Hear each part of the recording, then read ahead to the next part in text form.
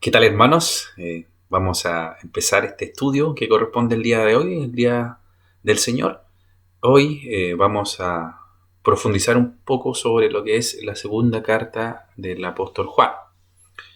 Y obviamente ni ustedes ni yo podemos algo sin la ayuda del Señor, por lo mismo vamos a orar. Padre, en el nombre de Jesús, queremos presentarnos delante tuyo, sabiendo, Dios, que en ti está el manantial de gracia y misericordia, Señor, para nuestras almas sedientas. Dios, tu palabra es algo sagrado, Señor, algo que fue inspirado divinamente por tu Espíritu, Señor, y nosotros no somos quien para pervertirla, Señor, para eh, quitarle importancia. Es tu palabra la que debe estar al centro, Señor, y nosotros necesitamos la ayuda divina del Santo Espíritu que nos auxilie para poder entender esto, para poder explicarlo bien, para poder también aplicarlo a nuestras vidas. De manera, Señor, que no sea una clase más, Señor, donde uno aprende cosas, sino que realmente sea algo que nos vaya transformando nuestra forma de ver las cosas, Señor, y también nuestro comportamiento. Gracias, Dios, por esta oportunidad. Confiamos en ti, en lo que te acabamos de pedir, y lo queremos hacer para que el nombre de Jesús sea glorificado. Y en ese nombre precioso pedimos todo. Amén. Bien, la segunda carta del apóstol Juan. Bueno, el título alude a que es la segunda, en este caso son tres en total. Ya la semana anterior pudimos ver la que tiene un contenido más amplio en términos de volumen, que es la primera. Y corresponde entonces ahora ver lo que es la segunda carta del apóstol Juan. El autor se le atribuye al apóstol Juan, al que fue de los 12, al discípulo amado. ¿Ya? Por ahí algunos ponen en duda ese punto, pero la gran parte de los comentaristas coincide que es Juan, a pesar de que no se menciona el nombre de la carta, dentro de la carta, él se coloca el nombre de el anciano o el presbítero.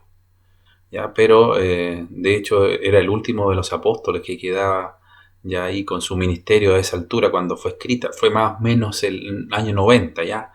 Tampoco hay una certeza para decir fue el 90, pero fue cerca ahí del año 90. Él estaba en Éfeso ya en la última parte de su ministerio y escribe estas cartas, ¿ya? Tanto la primera como la segunda como la tercera. Dentro de las características generales, vamos a ir viendo primero el destinatario de la carta. Si ustedes van al versículo 1, ahí dice el anciano a la señora elegida y sus hijos. Entonces, esa es la presentación de la carta. Está dirigida a una señora elegida, ¿verdad? Y aquí también los comentaristas distintos tienen varios puntos de vista. En el caso particular de uno de los manuales que estamos teniendo como referencia, que es de MacArthur, él plantea que efectivamente es una persona, ¿ya? Es una señora. ¿Ya? Por ahí algunos especulan de que esta señora quizás no se le quiso colocar el nombre para evitar alguna persecución, ¿ya? Sino que se colocó de forma un poco encriptada como la señora elegida. Y otros plantean que puede tratarse de más que una persona, es una congregación que se le dice señora, pero aquí mejor leer lo que dice, ya, señora. Ya. Alegorizar no siempre es bueno si no se tienen todas las herramientas a mano. Entonces, el título está dirigido a una señora y a sus hijos. Eso dice el versículo 1. Es el libro más cortito de la Biblia, del Nuevo Testamento, ¿ya? Tiene 13 versículos en total. De hecho, ahora no lo vamos a leer todo exactamente, pero vamos a ver gran parte del libro. Estos 13 versículos son... hay palabras que se destacan, son como los trending topics del libro, ¿ya? Las palabras que más se destacan son las que puse ahí. La palabra verdad aparece 4 veces, la palabra amor aparece 5 veces, o alguna de sus formas verbales, no necesariamente la palabra amor, pero amor, amó, ¿ya? Alguna de sus formas verbales 5 veces, y la palabra mandamiento que aparece 3 veces. Entonces, y eso tiene mucho sentido, que estas 3 palabras estén repetidas varias veces en un texto tan breve como el de la carta. Vamos a ver la importancia que tienen estas palabras dentro de la carta. Y fue escrita para abordar una problemática casi idéntica que se abordó en la primera carta de Juan, ¿ya? Sobre todo lo que tiene que ver con los falsos maestros. El bosquejo. ¿Cómo está bosquejada la carta? Bueno, tampoco es, como les digo, un texto muy extenso. No es tan difícil dividirlo en secciones. Uno de los comentarios que estamos usando como referencia aquí lo divide en 4 secciones. Parte con un saludo inicial, exhortación al amor obediente, eso ya de los versos 4 al 6. Después una tercera parte donde se concentran una serie de exhortaciones respecto a los falsos maestros y nuestra actitud respecto a ellos. Y finalmente algunas palabras de conclusión donde Juan quiere dar a entender ciertos deseos, ¿ya? ¿Cuál es el contexto histórico donde estábamos situados para entender un poco mejor esta carta? Ya, primero que estamos en las primeras décadas de la Iglesia, ya terminando el siglo I, ahí no había todavía un canon ya desarrollado del Nuevo Testamento, no habían seminarios bíblicos, ya no había grandes libros de teología sistemática.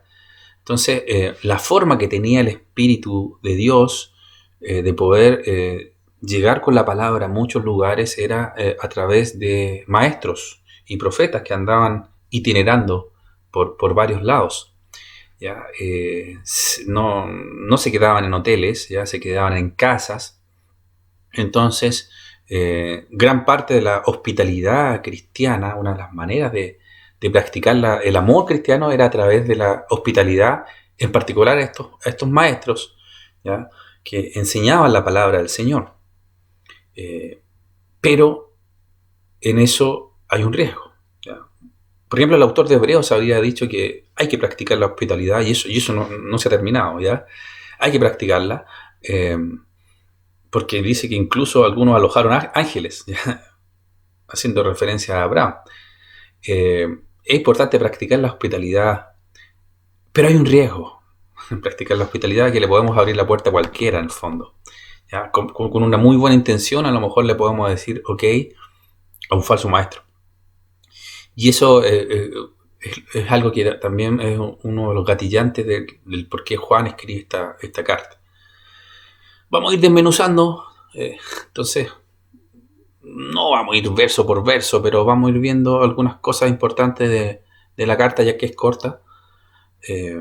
Bueno, todo parte en el versículo 1 con un saludo inicial, ¿cierto? Donde conocemos a quién va dirigida. Ya dijimos, va dirigida a una persona que se le denomina la señora elegida y a sus hijos. Esa es como una de las interpretaciones que hay, ¿verdad? Y aquí Juan parte diciendo que los ama, ¿ya? Los ama. Y al decir que los ama, también ya empieza a introducir con la palabra amar la palabra verdad. Dice, el anciano a la señora elegida y a sus hijos, a quienes yo amo en la verdad, ¿ya? Nótese esa conexión de amor y verdad. Dice, y no solo yo, sino también todos los que han conocido la verdad. Entonces hay una conexión importante entre amar y la verdad. Y lo cierto es que la verdad es la que define los límites para amar. Vamos a desarrollar esta idea un poco más adelante, pero ya desde el inicio, Juan, en su saludo, va dejando en claro cuáles son los grandes temas que él quiere hablar, ¿ya? Después el segundo versículo dice que a causa de la verdad que permanece en vosotros y estará para siempre con vosotros. Hay una característica entonces también de la verdad en un cristiano verdadero, va a estar para siempre. Y eso nos debería llenar de gozo. Y el tercero es como una especie de deseo, ¿ya? Sea con vosotros gracia, misericordia y paz del Dios Padre y del Señor Jesucristo, Hijo del Padre, otra vez, en verdad y amor. A ver, imagínense esta escena. Dos personas se encuentran por la calle, dos amigos, dos conocidos. Hola, fulano, ¿cómo estás? Bien, sultano, ¿y tú? Bien también. Ese saludo, probablemente usted lo haya hecho 1000 veces, varias veces es un poco irreflexivo, ya son palabras como muy automáticas que salen de la boca. Hola, ¿cómo estás? Bien, ¿y tú cómo estás? Bien.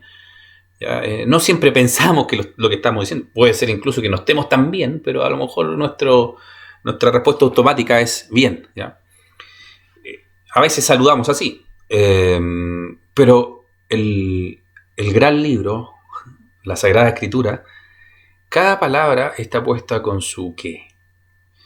El Espíritu Santo inspira cada palabra que está puesta, que está colocada en los textos. Entonces, en esta parte, en el versículo 3, cada palabra fue puesta allí con un fin, apuntando a un blanco específico. ¿Ya? Este deseo de gracia es para la iglesia. La iglesia igual necesita constantemente tener el favor inmerecido de Dios.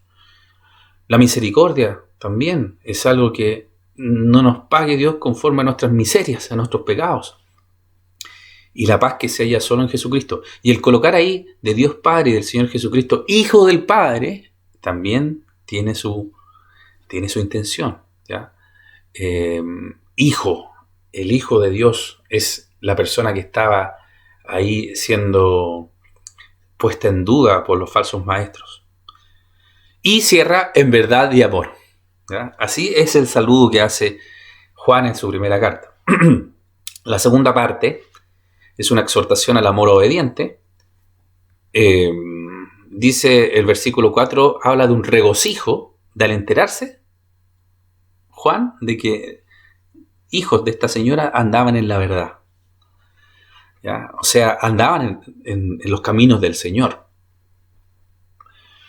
Hay un himno antiguo. Le voy a leer un pedacito. Dice: hermano, dinos hoy algo de Jesús. Dinos otra vez la historia de su amor. Decláranos la fe, gozo y gratitud. Dinos otra vez la historia de su amor. ¿Sigues todavía cerca del Señor? ¿Arde tu alma del primer fervor?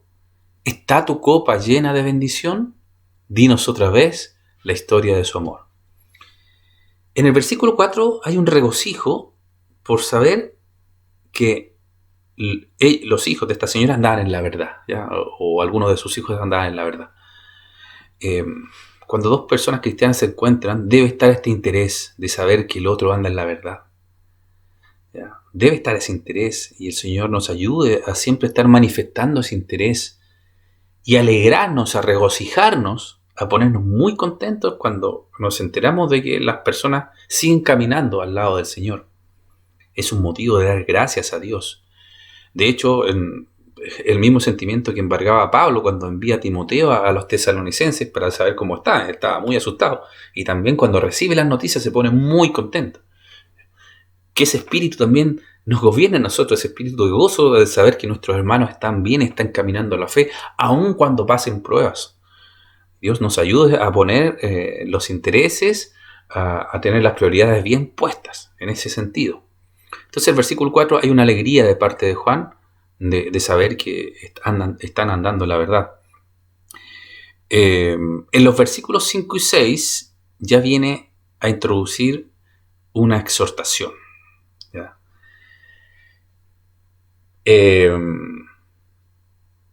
Juan parte el versículo 5 diciendo: y ahora te ruego, Señor.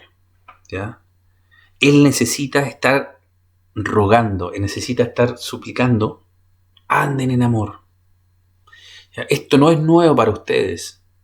No es nuevo para ustedes, familia. No es nuevo para ustedes, iglesia. No es nuevo para ustedes, señora. Es el mandamiento que dio el Señor Jesucristo. ¿Ya? Ahí en el capítulo Juan del mismo Evangelio de Juan, el capítulo 13, un mandamiento nuevo os doy, que os améis unos a otros, como yo os he amado, que también os améis unos a otros. Ese amor tiene un efecto importante evangelizador. Es la primera parte de los primeros décadas o siglos del cristianismo. Era un distintivo el amor. Bueno, y en la iglesia misma debe ser un distintivo el amor, que nos tengamos los unos por los otros. Juan 13:35 dice: en esto conocerán todos que sois mis discípulos, si tuviereis amor los unos con los otros. Es importante entonces el amor. Es muy importante el amor. Tiene un efecto evangelizador. En los primeros décadas y parte del primer siglo del cristianismo se decía: mirad cómo se aman. Era un distintivo. Y eso quiere recordar también Juan. ¿Ya? No pierdan nunca de vista el amor. Pero ya en el versículo 6 empieza a hacer ciertas aclaraciones. ¿Ya? El amor, queridos hermanos, no está definido por nuestros sentimientos. No está definido por nuestras emociones. ¿Ya? No está definido por lo que dice Hollywood. ¿Ya? Hollywood no define quién es el amor. Mi corazón, que es engañoso, perverso, no define lo que es el amor. Una constitución política no define lo que es el amor. El amor lo define Dios mismo, porque Dios es amor. Como vimos en la primera carta de Juan. Dios es amor. Dios es amor. Y este amor tiene ciertas características que ustedes pueden profundizar más en 1 Corintios 13. Tiene una conexión directa con obedecer los mandamientos de Dios. ¿Ya? Si ustedes van a 1 Corintios 13, por ejemplo, van a ver que el amor no es egoísta, y eso tiene que ver con obedecer los mandamientos de Dios. El amor no hace nada indebido, por citar algunas características, y eso tiene que ver con los mandamientos de Dios. El amor no se goza en la injusticia, y eso tiene que ver con los mandamientos de Dios. Entonces, hay una conexión directa entre amar y obedecer los mandamientos de nuestro Señor. Él lo define así. Así funciona el amor. Hay una relación directa. De hecho, la misma ley tiene que ver con el amor. ¿Ya? Los mismos 10 mandamientos tienen que ver con el amor. Los primeros tienen que ver con el amor a Dios, ¿cierto? Y los siguientes, desde el honrar padre y madre, tienen que ver con el amor al prójimo. ¿Ya? Entonces, obedecer la ley es practicar el amor. Obedecer los mandamientos de Dios es practicar el amor. Entonces, no podemos disociar ambas cosas, ¿ya? Y no podemos confiarnos en los sentimientos, ni en las emociones, ni en la mariposa en el estómago, ¿ya? No porque a veces sintamos cosas quiere decir que eso es automáticamente amor, ¿ya? A veces esos sentimientos tienen motivaciones o están gobernados por pasiones egoístas, ¿ya? Que no se condicen con lo que es el amor verdadero. Entonces, volviendo al texto, el verso 5 y el verso 6 resalta ese hecho. Versículo 6 dice: y este es el amor, que andemos según sus mandamientos. Este es el mandamiento, que andéis en amor como vosotros habéis oído desde el principio. Pasando a la tercera sección, ya ahora que dijo, tienen que amarse, ámense, se los vuelvo a recordar, se los ruego incluso, ámense, viene otra exhortación. Los falsos maestros. Entonces, ¿qué estaba pasando acá? Muchos que estaban quizás inmersos dentro de lo que era la iglesia, el cristianismo, de a poquito en sus mentes, un poco afiebradas, no lograban conciliar ciertas doctrinas de la palabra del Señor, o ciertas doctrinas que se estaban enseñando, y empezaron a acomodarse a filosofías paganas y generaron toda una amalgama de pensamiento que finalmente le quitaba al Señor Jesucristo su esencia, ¿ya? En particular, los gnósticos sostenían, por ejemplo, que el cuerpo era intrínsecamente malo y el espíritu era intrínsecamente bueno, y eso los llevaba a la conclusión de que Jesús no había venido en carne, sino que realmente era un ser más espiritual, ¿ya? Y otra de las derivadas de eso era que como la carne en realidad era mala en sí, daba lo mismo si uno hacía las cosas malas porque finalmente no tenían repercusión en el espíritu. Entonces también había una praxis errada derivada de esta doctrina. ¿Ya? En el fondo podían pecar sin tener efecto sobre el espíritu, eso planteaban estos maestros. ¿Ya? Entonces muchos de esos maestros salieron de la iglesia. Al principio andaban bien, pero no eran de nosotros. No eran de nosotros. Eh, Esto hay que tenerlo muy claro, ya desde nosotros mismos pueden salir falsos maestros.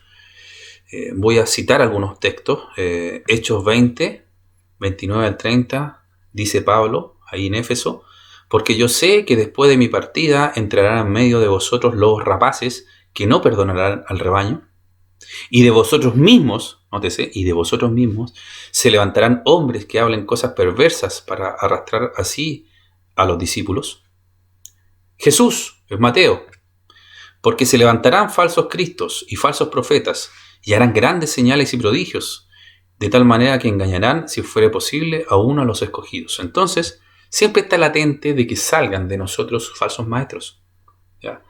Hombres que en algún minuto los vimos bien, los vimos aprendiendo, deseosos de la palabra de Dios, pero su corazón en realidad no estaba centrado en Cristo como Señor y Salvador. Tenían otras motivaciones y se empezaron a desviar, desviar, desviar. Finalmente salieron de nosotros porque nunca fueron de nosotros. Judas mismo, Judas, durante 3 años del ministerio de Jesús, parecía uno de los 12, era uno de los 12. ¿Ya? Nadie se dio cuenta, ni siquiera en la última cena, ahí que él era el traidor. Nadie lo notó. ¿Ya? Así va a crecer el trigo y la cizaña. Muchas veces se van a aparecer. En nuestras congregaciones van a haber personas que parecen ser cristianas, pero en realidad no lo son. Y eso está escrito. Ya os lo he dicho antes. Jesús plantea. ¿Ya? Eso está escrito y no nos debe asustar, aunque si llega a manifestarse nos va a conmover, pero está escrito. Lo importante es tener el discernimiento, ¿ya? Y un poco esta es el meollo de la carta el meollo del asunto de la carta de Juan. Aprender a discernir, ¿ya? Aprender a discernir sobre estos falsos maestros. Versículo 7, entonces, porque muchos engañadores han venido por el mundo, han salido por el mundo, ¿ya? Entonces, detrás de un falso maestro está el engaño con un interés. Ese interés puede ser la gloria personal, puede ser el enriquecerse. Hay un interés. ¿Ya? Hoy por hoy lo vemos en muchas congregaciones que se dicen ser cristianas. Están predicando cualquier cosa con el interés, por ejemplo, de sacarle plata a la oveja. ¿Ya? Esto pasa y ha pasado. Es parte de lo que se nos advierte. Uno de los 12 de Jesús era ladrón, así que no nos sorprendamos. Entonces, muchos engañadores han salido por el mundo que no confiesan que Jesucristo ha venido en carne. Eso es lo que estaban planteando esos engañadores de esa época. Entonces, estaban menoscabando la persona de Jesucristo. Estaban diciendo, no, Él no fue hecho de carne, no vino en carne. Estaban poniendo en duda entonces la encarnación de nuestro Señor Jesucristo. Por lo cual Juan se ve la necesidad de venir en defensa del evangelio correcto, en defensa de la fe. Eso dice el versículo 7. Entonces, mucho cuidado con los falsos maestros. El versículo 8 nos va a decir, oye, también ustedes están trabajando para el Señor, eso va a tener una recompensa. ¿Ya? Ojo con esto. El Señor tiene recompensas para sus hijos. Ni un vaso de agua quedará sin recompensa, dijo Jesús. En la primera carta a los Corintios, en el capítulo 3, versículo 14, dice, si permaneciera en la obra de alguno que sobreedificó, recibirá recompensas. El Nuevo Testamento habla de coronas. ¿Ya? No menospreciemos eso, hermanos. ¿Ya? No seamos como Esaú que menosprecia algo que era para él. ¿Ya? Hay premios, hay recompensas para nosotros como estímulos y que son dados por nuestro mismo Dios. ¿ya? Entonces el versículo 8 habla de eso. Mirad por vosotros mismos que no perdáis el fruto de vuestro trabajo. No está hablando de salvación aquí, ojo, sino que recibáis el ardor completo. Habla de estas recompensas, ¿ya? Entonces, nosotros también podemos ver esa recompensa a veces acá en la tierra, el ver a lo mejor familiares o personas queridas convertidas por la obra que Dios hizo a través de nosotros, ¿ya? O en nuestro testimonio. Entonces, perseveremos en hacer el bien, perseveremos en la verdad, en el amor, ¿cierto? Porque también hay cosas que Dios también define como recompensas, sobre todo después cuando nos reunamos con Él. Entonces no perdamos eso, no lo perdamos por asociarnos con las personas equivocadas. Versículo 9 habla de, esto es importante, cualquiera que se extravía y no persevere en la doctrina de Cristo no tiene a Dios. Si alguien se fue de la iglesia y se extravió y no volvió nunca más, ese no tenía a Dios. Salieron de nosotros, pero no eran de nosotros, ¿ya? El que persevera en la doctrina de Cristo, este sí tiene al Padre y al Hijo. Entonces hay una relación entre perseverar en la fe y ser un verdadero cristiano. El verdadero cristiano va a perseverar hasta el final. ¿Sabes por qué? Porque el que comenzó la buena obra, esta es promesa divina, el que comenzó la buena obra en vosotros, la perfeccionará hasta el día de Jesucristo, ¿ya? Aunque venga Satanás y nos zarandee como trigo, tenemos a alguien que intercede por nosotros para que nuestra fe no falle, ¿ya? Bendito sea el Señor, bendito sea Jesús. Que la perseverancia de los santos también depende de Él. También es Él obrando en nosotros, ¿ya? Para su gloria, para su gloria. Él es el que elige, Él es el que llama, Él es el que justifica, Él es el que santifica y Él que es el que glorifica. Todo el proceso es de Él en nosotros, para su gloria. Entonces, el que no persevera simplemente no era de Cristo. No era de Cristo. Cuenta el mismo libro de Juan, en el Evangelio ahora, que después que Jesús hace una multiplicación de los panes y de peces, muchos de los que estaban ahí querían hacerlo rey. Estaban viendo en él la oportunidad de hacerlo rey. Pero su motivación era incorrecta, ¿ya? No estaban viendo a la persona de Jesús con la motivación adecuada. De hecho, Jesús después le empieza a hablar a doctrina un poco más profunda. Le empieza a decir, por ejemplo, el que come mi sangre, el que come mi carne y bebe mi sangre tiene vida eterna y cosas así. Y ellos no la entendieron, la encontraron una palabra muy dura de oír, muy chocante, y se fueron, ¿ya? Porque su corazón no estaba puesto en la persona de Jesús, sino que en los panes y los peces que Jesús le había dado gratis, ¿ya? Ellos querían un rey que les diera todo gratis. Al parecer querían seguirlo por eso, por los panes y los peces, ¿ya? Uno de los 12 le dijo, llamado Pedro, Simón, le dijo, Jesús, le pregunta, ¿y ustedes también se quieren ir? Jesús les pregunta, ¿también se quieren ir? Y Pedro le dice, Señor, ¿a quién iremos? Solamente tú tienes palabra de vida eterna. Entonces ahí están las dos motivaciones que puede haber en una muchedumbre que dice seguir a Jesús, ¿ya? Unos los van a seguir porque Él tiene palabra de vida eterna. Lo ven como el Salvador, ¿ya? Como el Señor de sus vidas. Y por eso lo siguen. No tienen otro interés. Él es el Señor, Él es el Salvador y yo quiero estar la vida eterna con Él. Con Él. Esa es una motivación. Y la otra es, Él me va a dar cosas. Me va a dar panes, me va a dar peces, me va a dar confort, confortabilidad. Voy a estar en un grupo donde me voy a sentir muy bien, voy a sentir paz, voy a cantar bonito, no sé. Hay motivaciones que si bien no son malas en sí, comparadas con la motivación principal que es seguir a Jesús por la vida eterna, pasan a ser malas, ¿ya? Pasan a ser impías, ¿ya? Si tú estás siguiendo a Jesús por los panes y los peces y no por quién es Jesús, tu motivación de estar con Jesús es impía. Y tarde o temprano vas a salir. Te vas a ir por aquel que te ofrece mejor pan y mejores peces. Entonces es un tema delicado, es importante autoexaminarse. ¿Por qué estamos siguiendo realmente a quien decimos seguir? ¿Ya? Entonces en una congregación visible pueden haber almas que no están siguiendo a Jesús con la motivación correcta y ese es el llamado que te hacemos. Arrepiéntete. Si no estás mirando a Jesús con los ojos correctos, arrepiéntete, clama a Él, búscalo para salvación de tu alma. Él, el que a mí viene, dijo Jesús, yo no lo echo fuera. Entonces, si tú has estado siguiendo a Jesús por una motivación que no tiene que ver con su señorío, con su salvación y con la vida eterna, te vas a perder. Ya, como dice el versículo 9, te vas a extraviar, no vas a perseverar.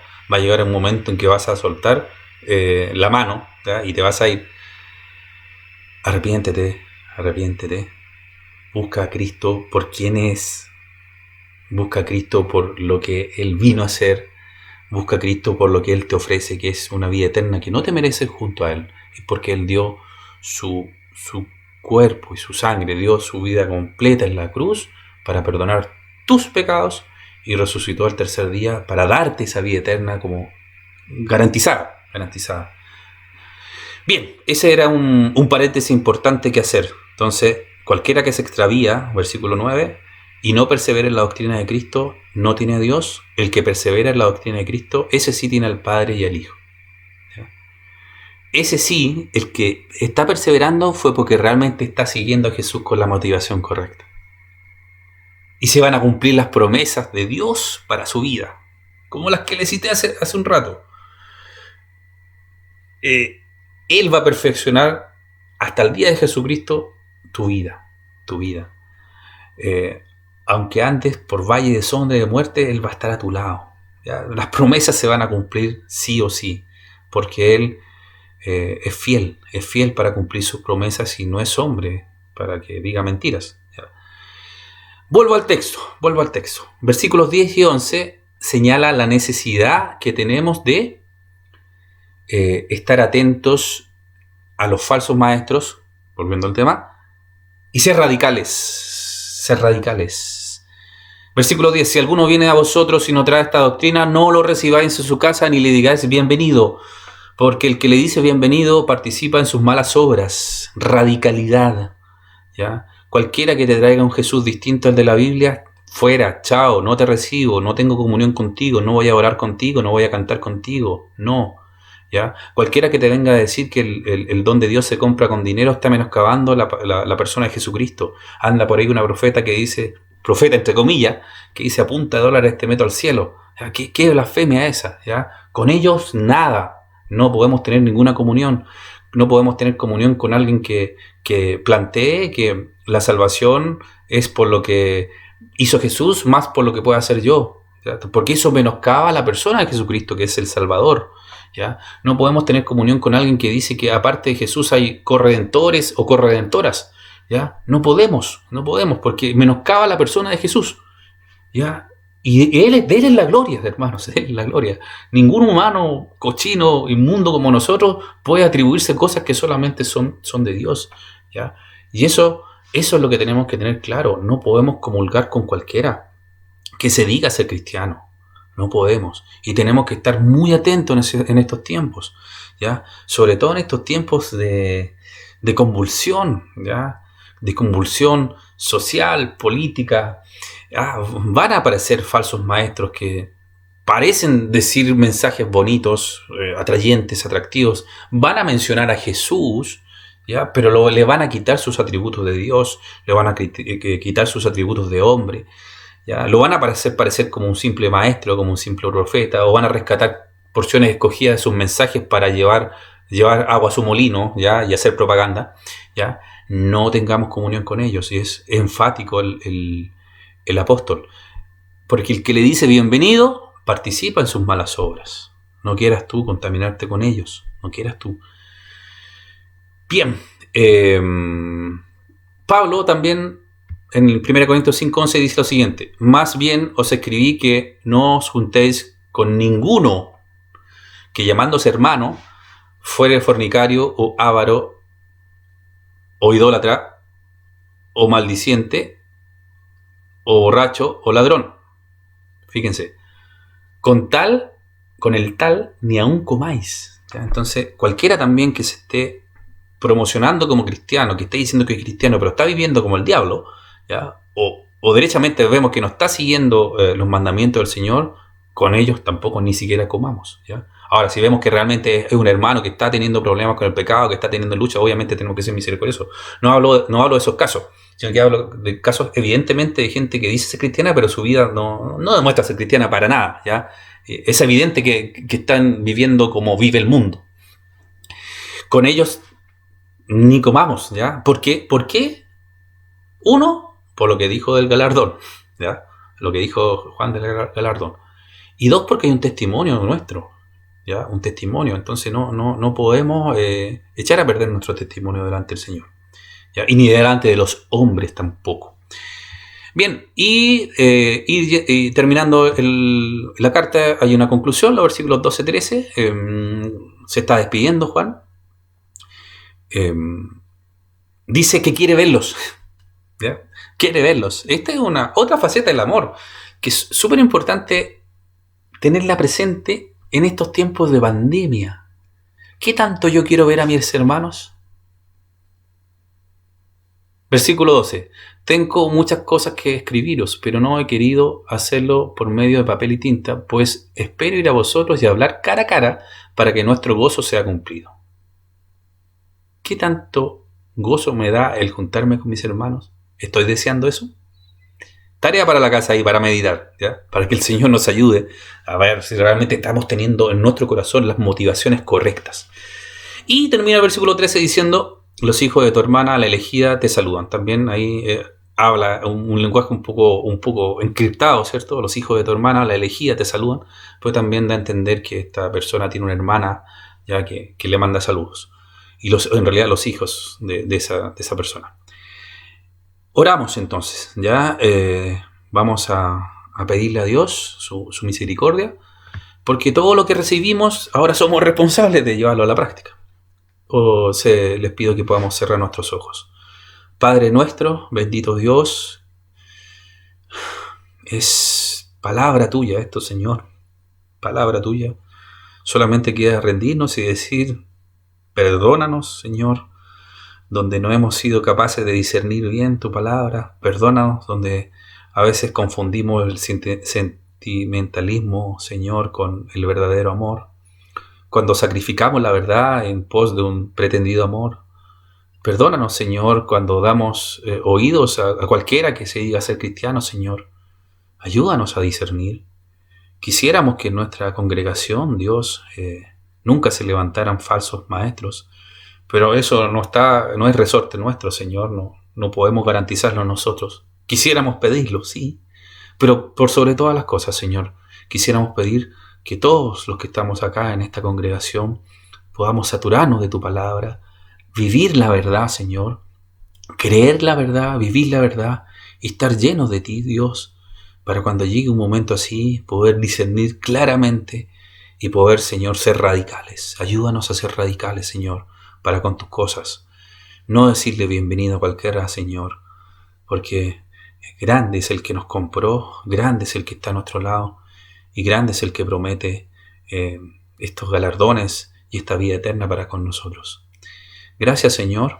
Nuevamente te quiero pedir misericordia y salvación para aquellos que están escuchando, Señor, y no tienen la motivación correcta para venir a ti, que desde el día de hoy, Señor, puedan tener un arrepentimiento genuino, buscarte como el Salvador y lavar sus pecados en ti, porque tú, de cierto, Señor, como lo has prometido, los perdonarás y les darás la vida eterna. En el nombre de Jesús pedimos todo esto. Amén.